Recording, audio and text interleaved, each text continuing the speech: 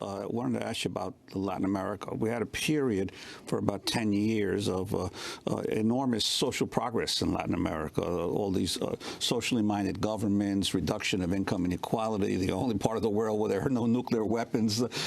And yet now we've seen in the last few years real steps backwards. Quite a few of the popular governments, with the exception of Ecuador recently, have been thrown out of office, and a deepening crisis in Venezuela. Your sense of what has happened, and that after so much promise, all of a sudden it seems that the region is going backward?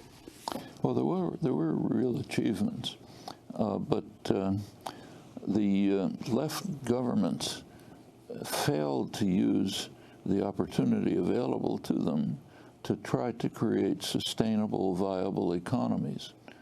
Almost every one, Venezuela, Brazil, others, Argentina, relied on the rise in commodity prices, which is a temporary phenomenon.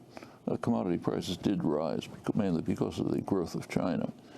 So there was a rise in the oil price of soy and so on and so forth. And instead of trying to develop a sustainable economy with manufacturing, agriculture, and so on, like Venezuela is potentially a rich agricultural country, but they didn't develop it. They simply relied on the commodities, raw materials, commodities they could export. That's a very harmful, it's not only not a successful, it's a harmful development model. Because when you export grain to China, let's say, they export manufacturing goods to you, and that undermines your manufacturing industries. And that's pretty much what's been happening. On top of that, there was just enormous corruption. It's just, it's painful to see the Workers' Party in Brazil, which did carry out significant measures, they just couldn't keep their hands out of the till. They joined the extremely corrupt elite, which is robbing all the time, and took part in it as well, and discredited themselves.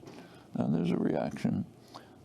I don't think the game is over by any means. There were real successes achieved, and I think a lot of those will be sustained, but there is a regression. They'll have to pick up again with, one hopes, more honest forces that will, first of all, recognize the need to develop the economy in a way which has a solid foundation, not just based on raw material exports, and secondly, honest enough to carry out decent programs without robbing the public at the same time.